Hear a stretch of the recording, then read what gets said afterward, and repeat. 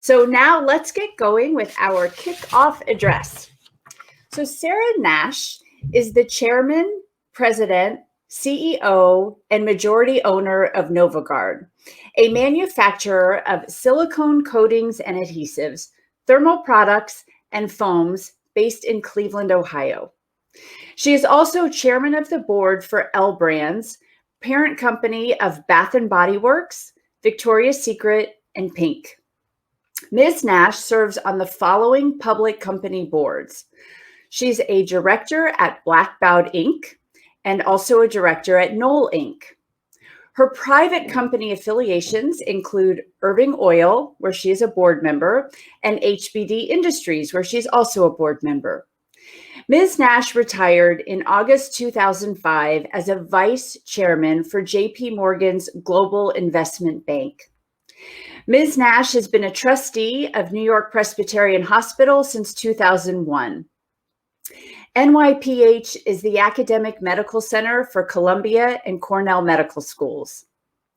Ms. Nash serves on the executive, budget and finance, and IT committees and is vice chair of the investment committee. Ms. Nash is a member of the National Board of the Smithsonian Institution since 2010 and a member of the Nominating and Enterprises Committee. She is also a board member of Smithsonian Tropical Research Institute in Panama. Let's all please welcome Sarah Nash. Thank you. Thank you very much. Thank you, Christine, and good morning. I am delighted to be your kickoff speaker for the President's Forum of Cleveland, sponsored by the Entrepreneurship Institute. Kickoff in Cleveland really resonated with me, having been suggested that I watch Believe Land, which I'm sure all of you have watched, about the city's sports culture. It's an extraordinary culture. And recently, I had the opportunity to meet and then be visited by Dee Haslam, whom I know you all know is the owner of the Cleveland Browns, with her husband, Jimmy. She so graciously walked our plant floor, introduced, shook hands with everyone. You couldn't imagine how excited they all were to have her there, because there isn't a person in Cleveland who isn't a Browns fan, or as I've learned to me secretly, maybe a Steelers if they come from some other place.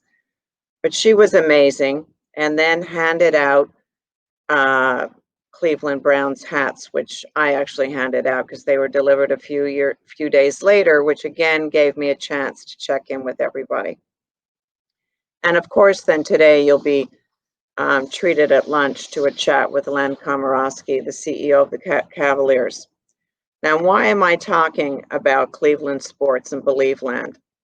Because I feel very strongly that Novagard is very much a part of this Believe Land culture.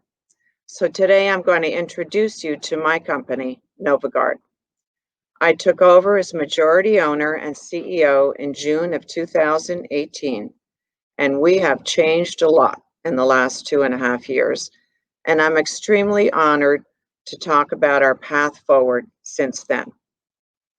Although being 40 years old, Novagard had largely focused on its foam heritage, with added investments in silicone grease, silicone sealants, and little had been done in terms of capital spending, other than when the decision was made to relocate the company to 5109 Hamilton Avenue, which is at between 53rd Street, 52nd, 51st. We at that time added some packaging equipment and also added a polymer manufacturing process.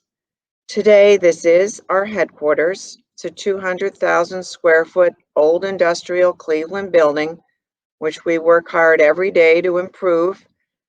It is where we locate our innovation center, R&D, quality, manufacturing, distribution, marketing, finance, all our administrative customer operations functions. 91% of our product, is exported from Ohio. But I knew in June of 2018, there was an opportunity for dramatic change, culturally, as well as with every element of what we do, how we do it, and who we choose to bring on board to effect it. Now, who is Novagard? Today, we are a silicone, hybrid, and foam developer and manufacturer of sealants and coatings. We are centered on our ability to innovate product, re-engineer it to meet our customers' needs, and then manufacture at scale. We are committed to serving our customers and to developing our people to be the best they can be. We customize for our customers, and I want us to exceed expectations for all of our constituencies, clearly customers, but our suppliers, and of course, our employees.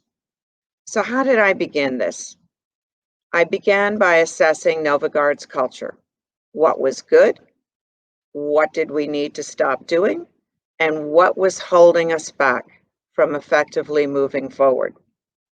I knew we had some very good people, committed people at every level of the company, but they had become disengaged and therefore siloed. Why?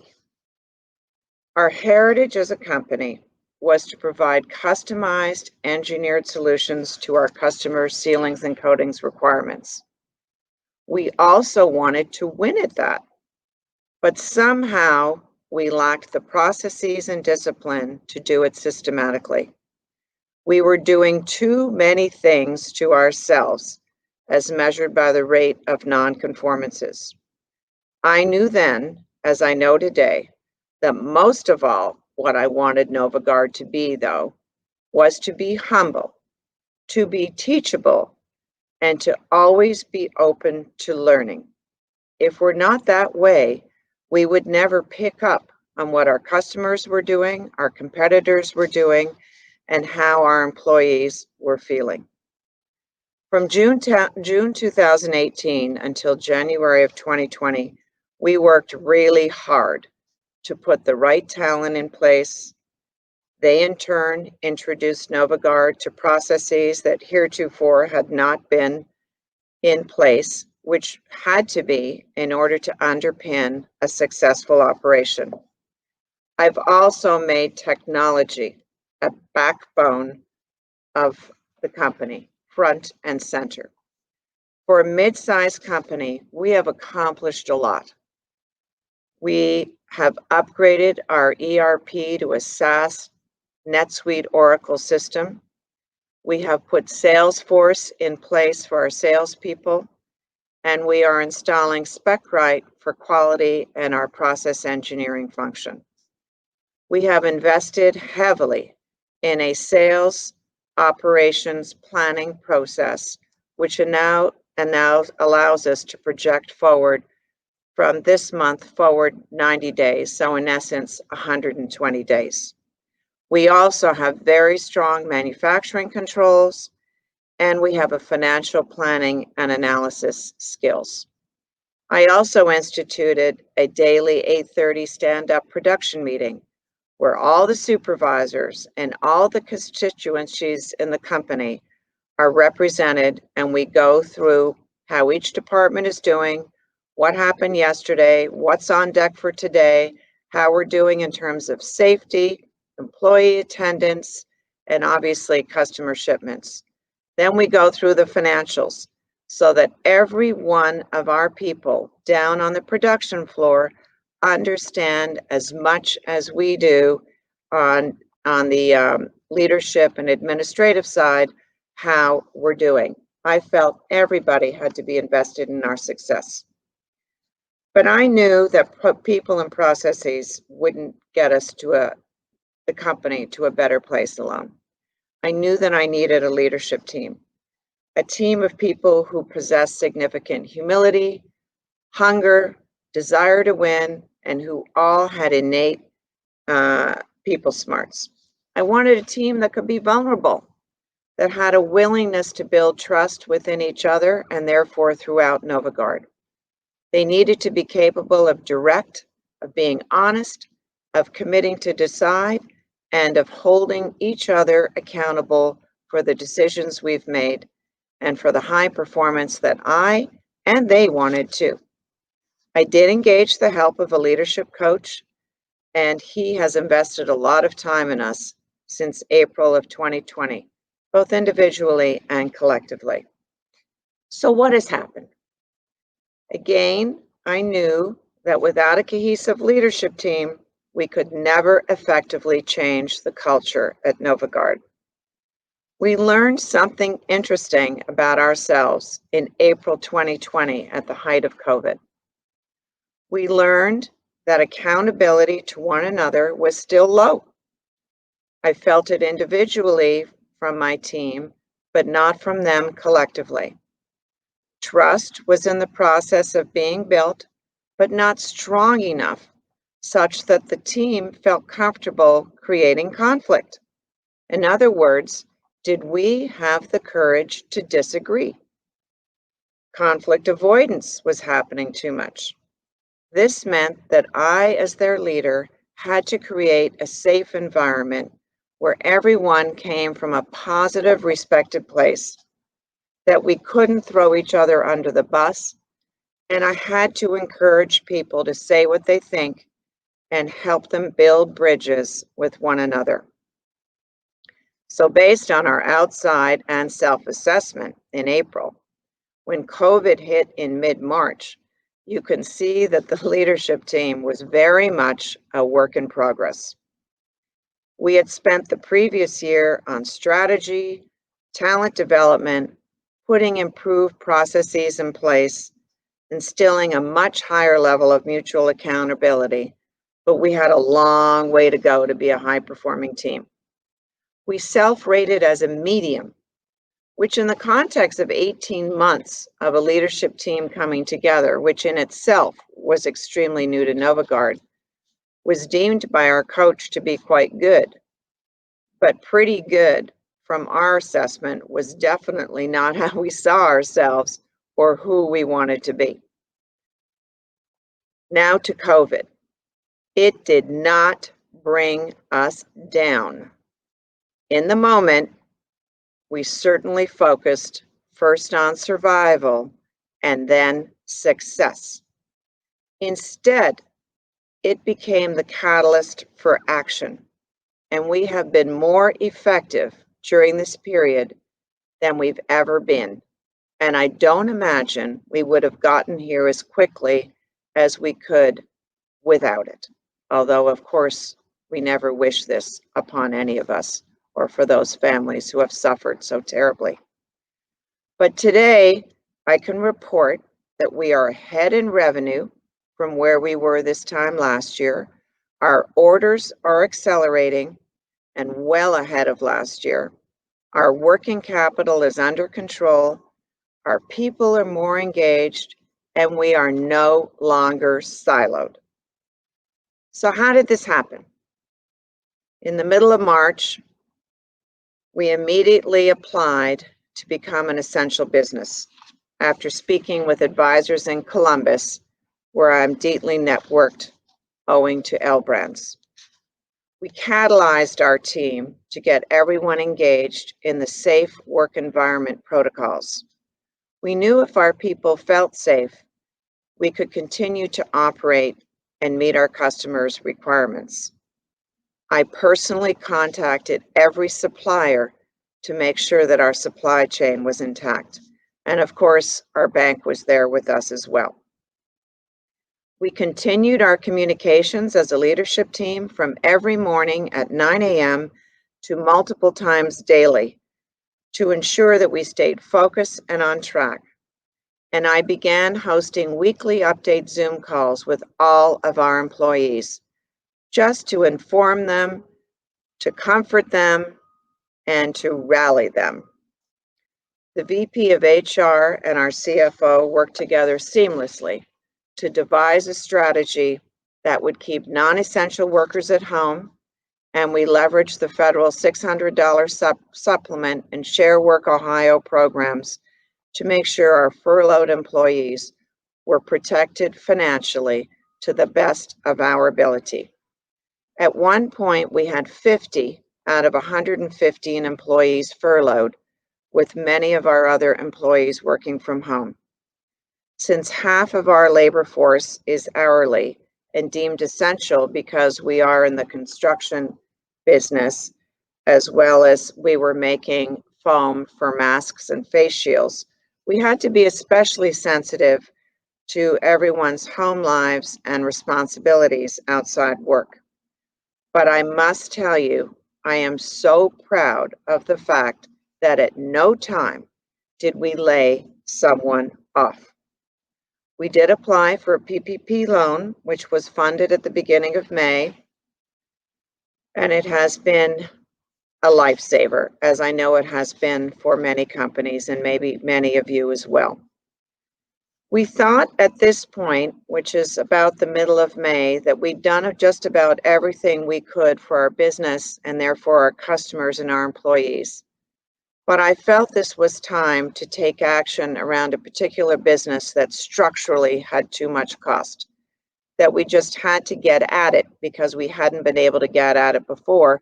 Either we were too afraid or we just never got to it, which could have been it too. I also set the objective, even at this lowest point in our sales, which got down to as low as 47% below last year, that we had to meet last year. Even though our objective for 2020 had been 12% growth, I felt we could get there. And as time has gone on, obviously we have exceeded that. We brought everybody back from furlough on July the 1st and have continued to increase the quality and numbers of our people. By year end, we will have added 10 jobs, so we'll be a company of 125 people, and 3 of those jobs have been filled by women. We have a diverse workforce in terms of age, tenure, and ethnicity, with Black and Hispanic at 48%, and white at 48%, and other at 4%. Our tenure is significantly new, which may in a way have helped us. Over half of our employees have been with Novagard for less than 2 years, and the leadership team's tenure averages 3.5 years. But our average age is increasing because my priority has been to invest in top-tier experienced talent. 53% of our workforce is 49 and under, 47% is over 50. Women are approximately 1/3 of our salaried staff. We only have 1 woman on the plant floor in shipping, and we are overall 18% female. So we look a lot like any other manufacturing company, and we obviously have to do a lot better.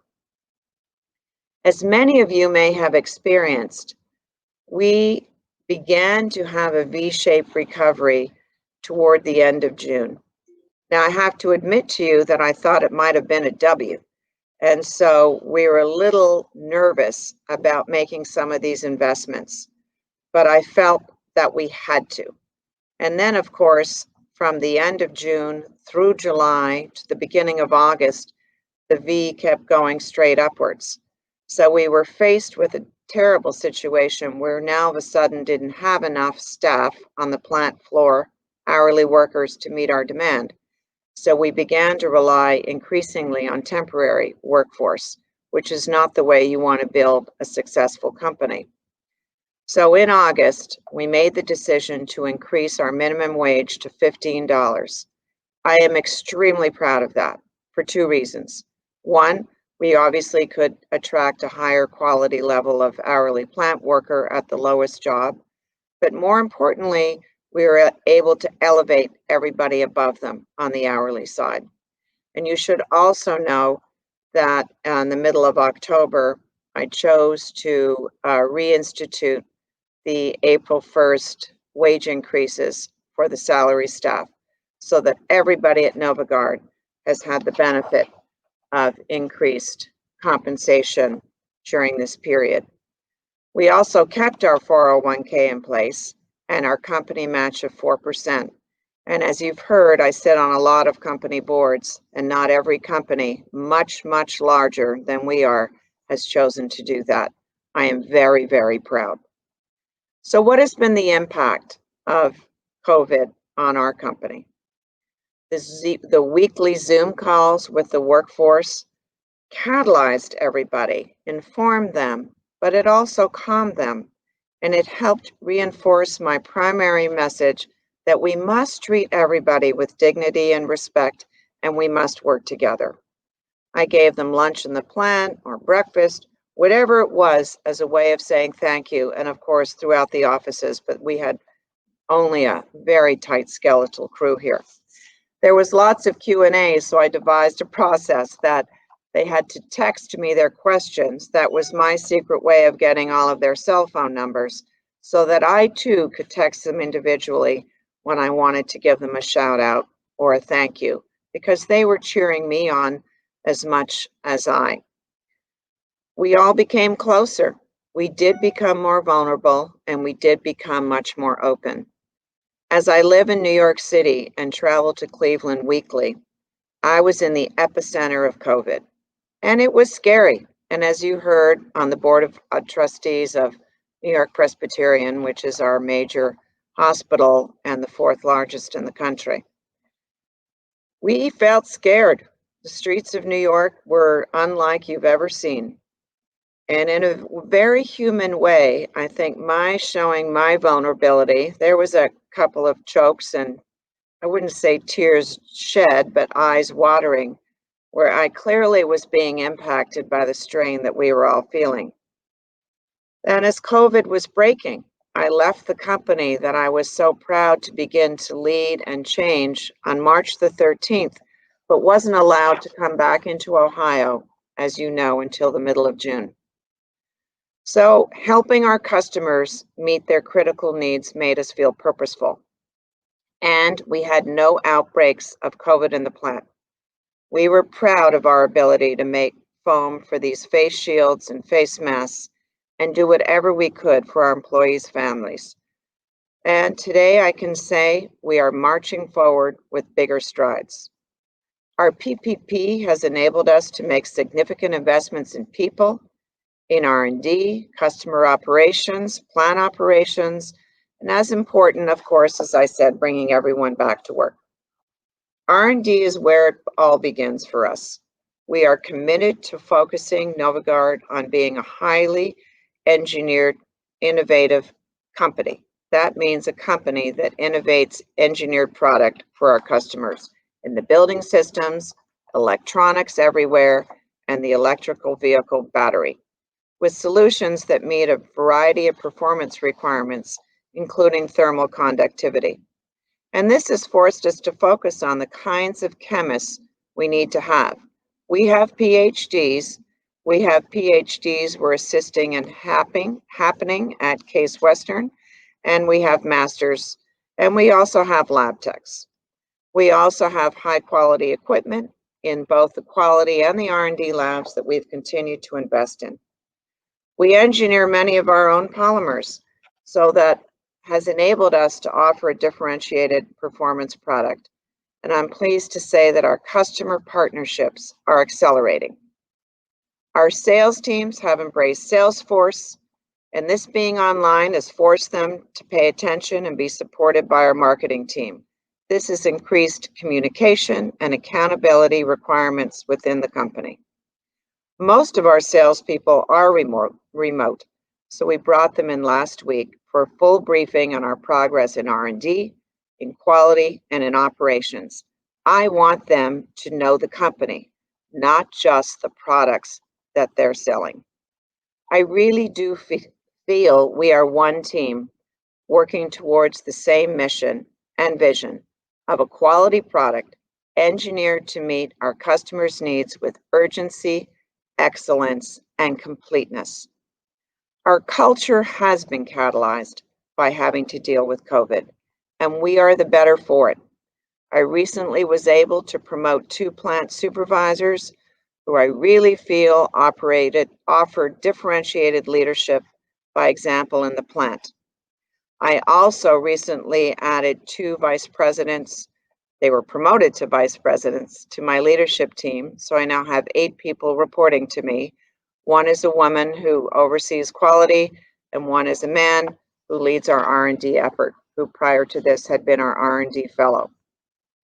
Our people turnover is negligible, 0, and our financial results are proving to everyone that we have built trust, agility, both personal and organizational, something I talked a lot about during this past few months.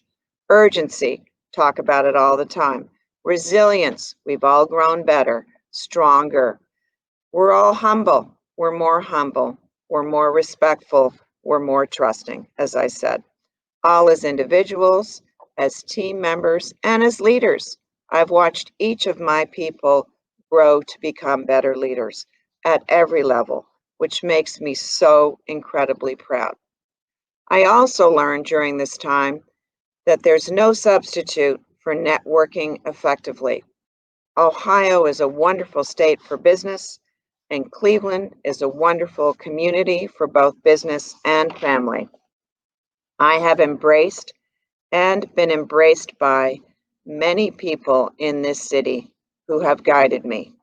The Jobs Ohio Team NEO team, along with the Columbus Partnership, Jones Day, Huntington Bank, Mike Howard of CBRE, and of course, two good friends, Dan Walsh and Dee Haslam. I so appreciate being invited to speak with you today and to introduce Novagard to the President's Forum. We are an exciting company on the move. I'm proud to be in Cleveland and to be at the heart of the old industrial hub.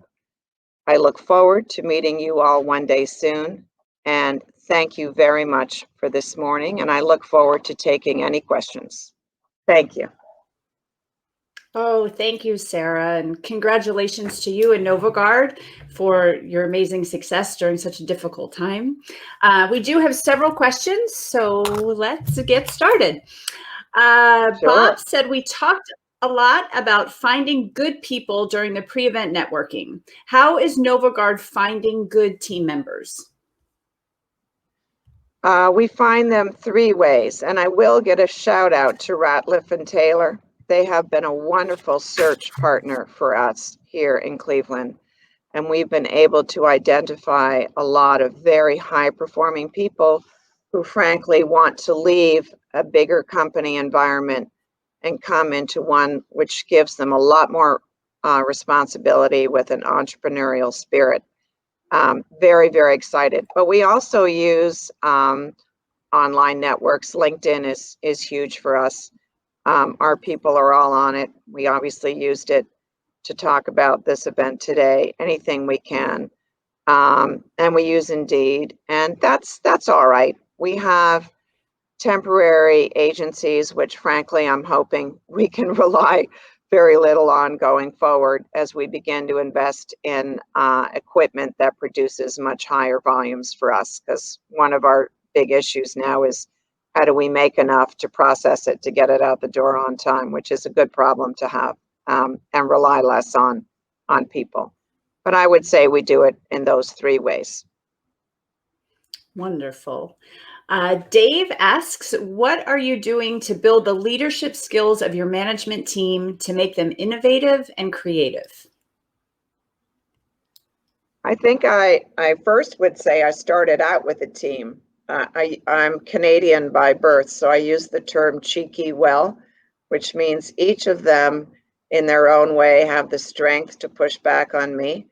So they come in here with a certain spirit that I think, excuse me, I've been able to unlock in a way that hadn't been in other places.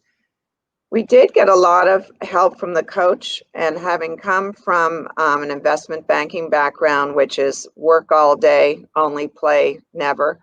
And so they weren't used to the urgency and the pace at which I have them galloping through life. And they have helped me by saying, yeah, it's urgent, but we really do need some time. So I was advised by a close friend on the outside that I should give them a break from time to time. So I think what we're all doing so well is really understanding each other, and the fact that I've unleashed them to be stronger and faster and better and think more than they ever have before. But they came here fundamentally with those kinds of skills. innate skills. Right. I love that kind of a push and pull and meet in the Yeah, middle. right. Well, kind of. Mike,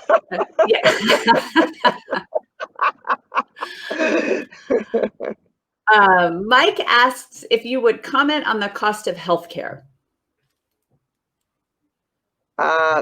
We got something. Cost of healthcare is certainly considerable for us, but we did something interesting. We changed. I'm sorry, I can't remember who our provider is, which I should. But our head of HR did a great job.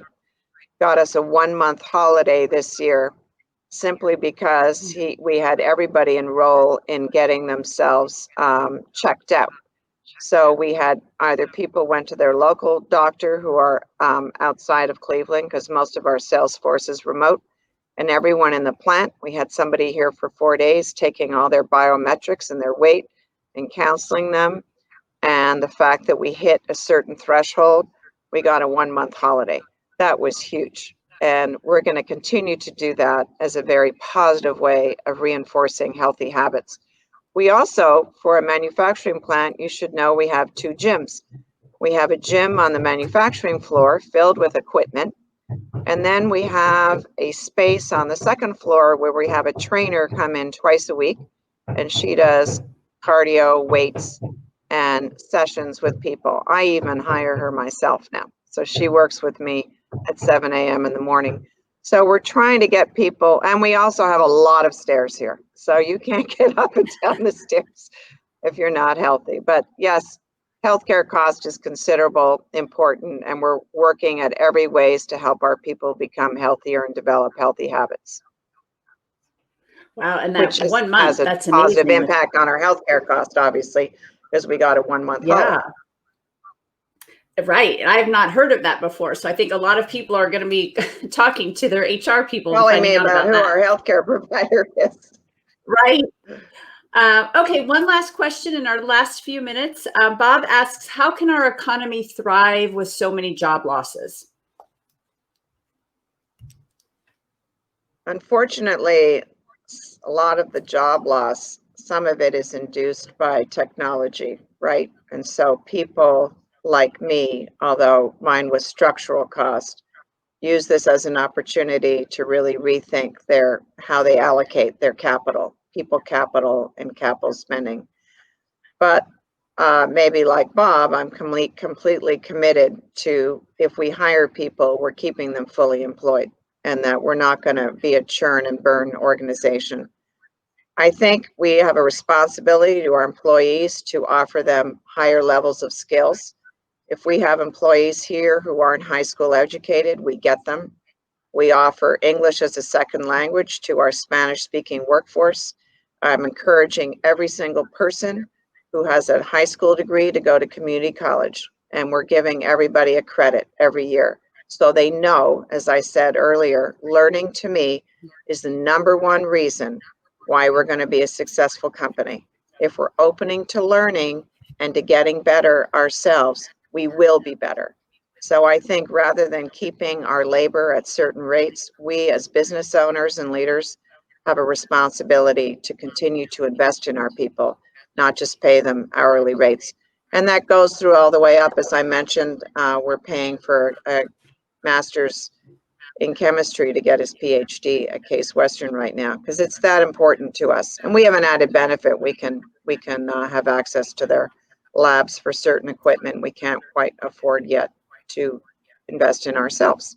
So it's a partnership, and we have to instill a partnership with our employees.